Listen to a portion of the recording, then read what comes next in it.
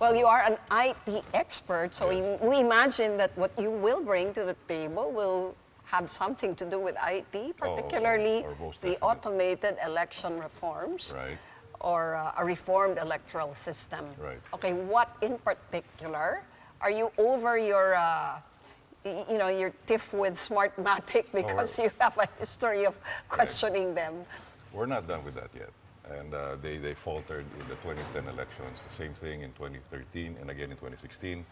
And we expect them to falter this 2019. Why so? Because a lot of the security measures that was incorporated in the law was not provided for, was not complied by Comelec. I'm not going to go to the details, but the most recent one here on the 2019 elections, Smartmatic provided them a so-called digital signature, which is required by law. However, the ones that they provided with this digital signature does not comply with the industry standard, meaning in terms of transmitting data from the source or origin, it should be done after you process the data and then you transmit and then you sign. But in the operations that the Smartmatic that's given to Comelec, they instruct the Board of Election Inspectors to sign it before it does the counting. That's right. So that's like signing a blank check. Okay, so what will you be recommending for amendment here? Is it the fact that it's fully automated, it should not be?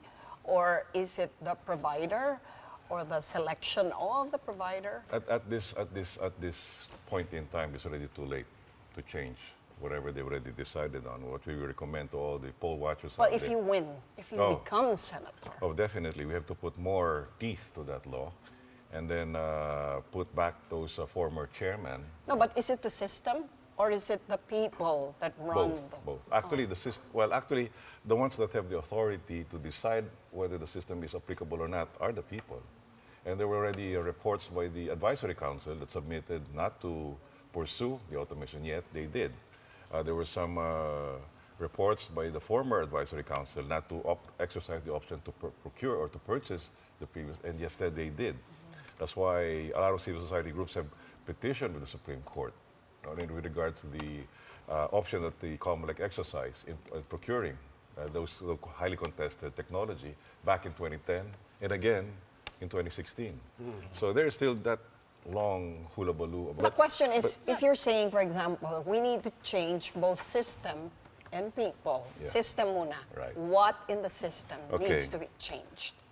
Okay, we've been clamoring, our sector, the IT companies were saying, it's not, the problem is not on the counting. The problem is more on the transmission and on the canvassing. Why? Because based on our experience in the past, when we're doing manual voting, everybody can see transparently who the voters voted for. You can say it was been declared, it's going to be read aloud in front of everybody, and then there is this Tara system that you draw the sticks, and then the draw. Sa presinto pa lang kita mo na. Right. So right there and then, everybody can take it. And now with modern technology, you can take a selfie picture of that.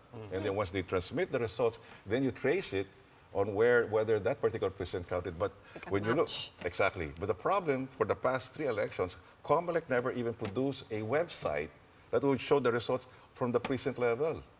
They're only showing the results only on the regional level. So it will help if there's a website. Oh, definitely. That's so already. This is doable. Of course, and that's been there in the law since 2010, and they have never complied to that. But what reason can you think of that they wouldn't do that? Because why wouldn't they do that? Why? Because they're going to be paid off. They want. So there's corruption. Exactly. There's widespread corruption.